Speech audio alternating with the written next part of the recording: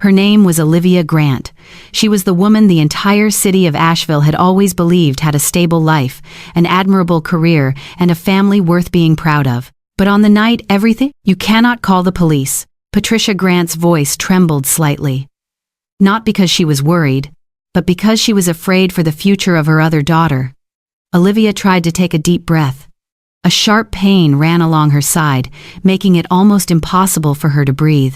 The house that had always been seen as the symbol of a perfect family suddenly felt unfamiliar. At the top of the staircase, Madison Grant was still standing there, the sister who was a few years older than her, the one the entire family had treated as their pride since childhood, the brilliant lawyer, the perfect daughter. The woman who had never done anything wrong in her mother's eyes, and she was also the one who had just made Olivia fall. Everything had begun a few hours earlier. That evening was Patricia's birthday dinner. The house was full of relatives. Laughter and conversation echoed through the dining room. From the outside, it looked like the image of a happy family. But Olivia knew the truth was very different. Ever since her father died 3 years earlier, the atmosphere inside the house had changed. There were conversations that suddenly ended whenever she walked into the room. There were glances exchanged between her mother and Madison that she did not understand.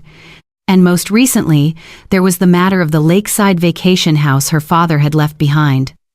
According to what Olivia had been told, the property was supposed to be divided equally. But some newly surfaced documents showed that most of the ownership belonged to Madison. As a pediatric nurse, Olivia was not a lawyer, but she was smart enough to recognize that something was wrong. During dinner, she asked a question. At first, very gently. Then another question. Then one more. The air around the dining table slowly froze. Madison slammed her wineglass onto the table. Patricia immediately tried to change the subject. But this time, Olivia did not back down. For many years, she had always been the one who gave in. Always the one who kept the peace. Always the one asked to sacrifice for the family. She was exhausted from playing that role. Why is Dad's will different from the version I was shown before? The moment the question ended, silence covered the entire room. Madison shot to her feet. Her face turned cold. "What exactly are you implying?" Olivia looked straight at her sister. "I am asking for the truth." The argument exploded. Guests began leaving the table. Some pretended not to hear. Others watched in silence, as if they were used to Olivia being the one left behind. Madison hurried upstairs. Olivia followed. She wanted to end this that very night. Not tomorrow. Not next week. Right then. In the hallway on the second floor, the confrontation reached its breaking point. Madison was furious. Olivia did not back down. Then, in one brief moment, a moment brief enough to change an entire life, Madison reached out and shoved her hard. Olivia lost her balance. Time seemed to slow down. Her hand grabbed at empty air. The stairs rushed toward her. The sound of impact rang out. Once. Then again. And finally, there was a thick, suffocating darkness. When Olivia opened her eyes, she saw her mother kneeling beside Madison, not beside her. Patricia was holding the daughter who had just caused everything. Madison did not mean to. That was the first thing she said. Not, "Are you okay?" Not, "Call an ambulance," but an excuse. In that instant, something inside Olivia shattered. Not her ribs, not her trust, but the final illusion she had about family. For the first time in her life, she saw the truth with painful clarity. Her mother had chosen, and she had never chosen her. A few hours later, in the emergency room of the city hospital, Olivia sat alone beneath the cold white lights. The doctor confirmed that she had broken ribs and a head injury. As the nurse completed the paperwork, one simple question was asked. "How did this happen?" Olivia stayed silent. For so many years, she had always tried to protect her family, but tonight, that suddenly felt meaningless. She remembered her mother's eyes. She remembered the arms wrapped around Madison. She remembered the words, "Do not call the police." Then, for the first time, Olivia told them everything, every detail, leaving nothing out.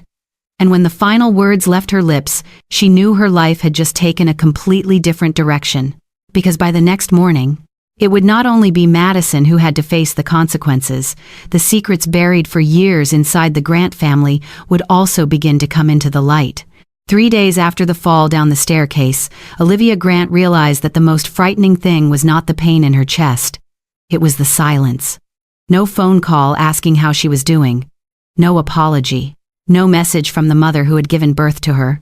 As if Olivia was not the one who had been injured. As if she was the one who had torn the family apart. That morning, Olivia sat by the window of the temporary apartment she had rented. Every breath sent a sharp ache through her ribs, a constant reminder of what had happened. But physical pain was no longer what kept her awake at night. What haunted her was a question that had followed her for years. What exactly had her father left behind before he died? That afternoon, her phone rang. An unfamiliar number. The man on the other end introduced himself as Walter Reed. The name immediately caught Olivia off guard. Walter had once been her father's closest business partner. After the funeral 3 years earlier, he had almost completely disappeared from the Grant family's life. "I think it's time you learned the truth." His voice was low and deliberate.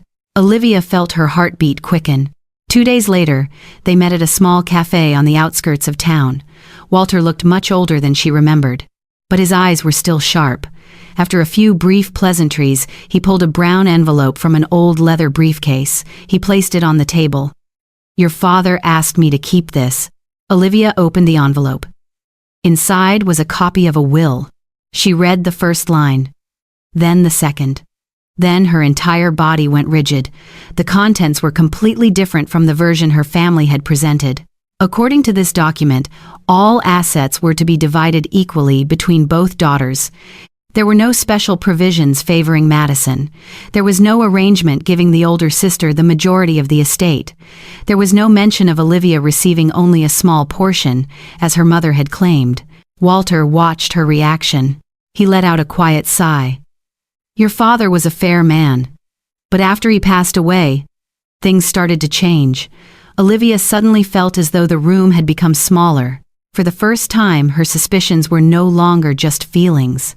They were beginning to look like facts.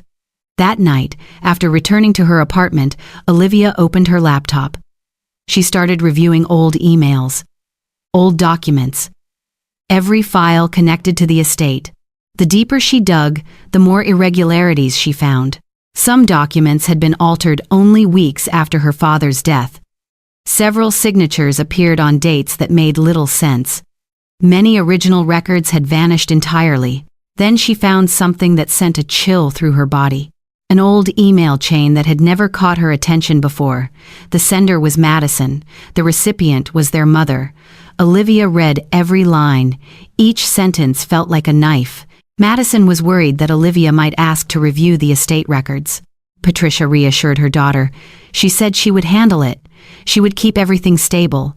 She would make sure Olivia did not cause any problems. The emails had been sent nearly 3 years earlier, only weeks after the funeral. Olivia sat motionless for a long time. Then a memory came rushing back. The day her father died. The day she saw her mother holding Madison in the living room, telling her that from now on, the two of them had to protect the family. At the time, Olivia thought it was simply encouragement. Now she understood. Perhaps they had been talking about something entirely different. A week later, the police officially informed her that the assault case would move into the next stage of investigation. The news immediately infuriated Patricia. For the first time since the fall, she called Olivia. The conversation lasted less than 2 minutes, but it was enough to destroy the last pieces of hope Olivia still carried. "You're tearing this family apart. Do you have any idea that your sister could lose everything?" Olivia remained silent. Her mother did not ask about her health. She did not ask if she was still in pain. She did not ask how she was surviving. She only asked about Madison. When the call ended, Olivia finally understood that her mother had made her choice a long time ago, and that choice had never been her. A few days later, the prosecutor contacted Olivia. Additional documents had been submitted. Among the new files was a letter. It had been written by Patricia Grant. The contents left Olivia speechless. Her mother described her as overly emotional, someone who often misunderstood situations, someone who tended to exaggerate events. She insisted that Madison had simply been under extreme work pressure. She claimed the fall down the staircase had been an unfortunate accident, not an intentional act. Olivia read the letter again and again. Then, unexpectedly, she laughed. A short laugh. Empty. Painful. After everything that had happened, that woman was still protecting Madison, at any cost. That night, Olivia sat alone in the darkness of her apartment. Beside her lay the old will. On her computer screen were the secret emails. Inside her mind, hundreds of scattered pieces were slowly falling into place. The fall down the staircase had never been the beginning. It was simply the first time the truth had been exposed. Because now Olivia understood something she had never fully seen before. Madison may have been the one who pushed her. But Patricia was the one who had hidden everything for years, and the most frightening realization of all was that she was beginning to believe the real secret inside the Grant family was far bigger than an assault case or an altered will. Somewhere ahead, another truth was waiting, a truth that had never been told, a truth powerful enough to destroy the perfect image her mother and sister had spent years building, and this time, Olivia was determined to uncover it no matter what it cost. On the morning of the trial, Olivia Grant woke up long before sunrise. She had barely slept, not because she was afraid, but because the moment had finally arrived.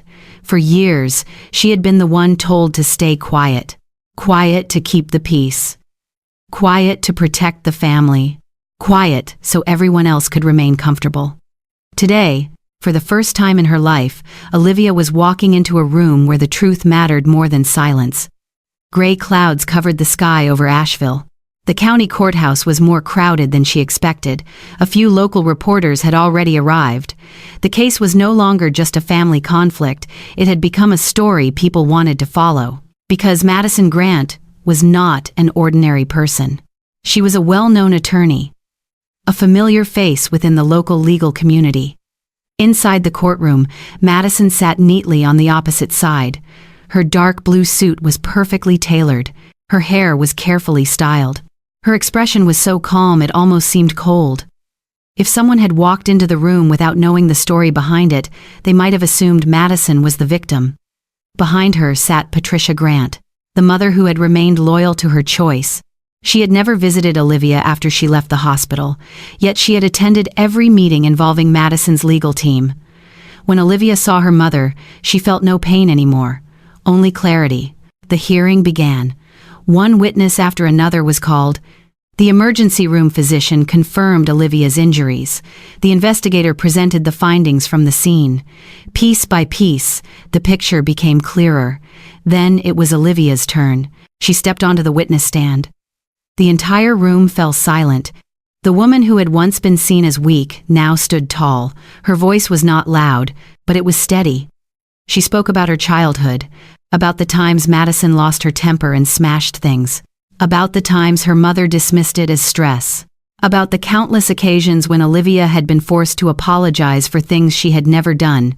She did not cry, she did not scream, she simply told the truth. Sometimes the truth is more powerful than emotion. When her testimony ended, Madison's attorney stood to challenge it. He tried to paint the incident as an accident. An unfortunate misunderstanding, a heated argument that had gone too far. For a while, it seemed as though things were moving exactly the way they had hoped. Then the prosecutor called the final witness. Walter Reed. The silver-haired man walked into the courtroom. Patricia immediately went pale. Even Madison struggled to maintain her composure. Walter carried a briefcase. Inside were documents that had never been made public, records preserved for years. He looked directly at the judge. Then he spoke a sentence that left the entire courtroom stunned. This assault was only the final consequence of a truth that had been hidden for a very long time. What followed was nearly an hour of intense testimony. Walter presented financial records, written notes, correspondence between himself and Olivia's father, and finally, the truth emerged. Years before his death, Olivia's father had discovered that Madison had secretly used money from the family company to cover several failed personal investments. The amount was not large enough to constitute a major criminal offense, but it was enough to destroy the flawless image she had built. He had planned to revise the entire inheritance arrangement. He wanted all assets placed under independent oversight. He wanted both daughters to be treated fairly. But he died unexpectedly before the process could be completed. After the funeral, some records disappeared, certain documents were altered, and the person who benefited the most was Madison. The air inside the courtroom seemed frozen. Whispers began spreading through the gallery. Patricia lowered her head. For the first time, she could not bring herself to look anyone in the eye. Madison remained seated, but every trace of confidence had vanished from her face. She understood. This was no longer a story about a fall down a staircase. It was a story about years of deception, years of manipulation, years of taking advantage of other people's silence. That afternoon, the judge delivered his ruling. Madison was found responsible for causing bodily harm through assault. The civil matter involving the family assets was reopened for an independent investigation. The State Bar Association also announced the temporary suspension of her law license pending further review. As the final words echoed through the courtroom, Olivia did not feel victorious. She simply felt lighter, as if a burden she had carried for years had finally been set down. But the biggest surprise came after she stepped outside the courthouse. A woman she had never seen before approached her. She appeared to be in her early 40s. Her expression was hesitant. "I don't know if you remember me. I used to work with Madison." Olivia gently shook her head. The woman took a deep breath. Then she spoke.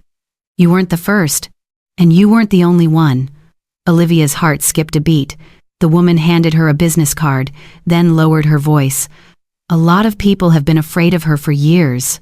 Maybe it's finally time for them to speak." Olivia stood still, watching as the woman walked away, and for the first time, she realized that what had just happened was not the end. The biggest truth might still be ahead. Because when one lie collapses, many others often fall with it. 2 months after the trial, Olivia Grant's life no longer looked the way it once had. But the most surprising part was that she did not feel a sense of loss. Quite the opposite. For the first time in years, she felt free. The small apartment she had moved into did not have a large yard. It did not have expensive furniture. It did not have perfectly framed family photographs hanging on the walls. But it had something her old home had never given her: peace. Every morning, Olivia made her own coffee, opened the window, and watched the sunlight pour into the room. There were no more arguments. No more feeling like she had to watch every glance and every expression around her. The silence that once frightened her had become the most valuable gift she possessed. One weekend afternoon, Olivia received an email from an organization that supported survivors of family abuse. They had followed her case. They had read her testimony. They had seen the articles published afterward. And they wanted to invite her to participate in a community program. At first, Olivia declined. She did not want to become the center of attention. She did not want to spend the rest of her life defined by a painful chapter. But the program coordinator said one sentence that stayed with her. "There are people who need to hear what you had the courage to say." Those words lingered in her mind for days. Eventually, she agreed. Her first speaking event took place at a small community center. Just over 30 people attended. A few college students, several mothers, a handful of older adults. As Olivia stepped onto the stage, she still felt nervous. But then she looked into the audience, and she saw something familiar.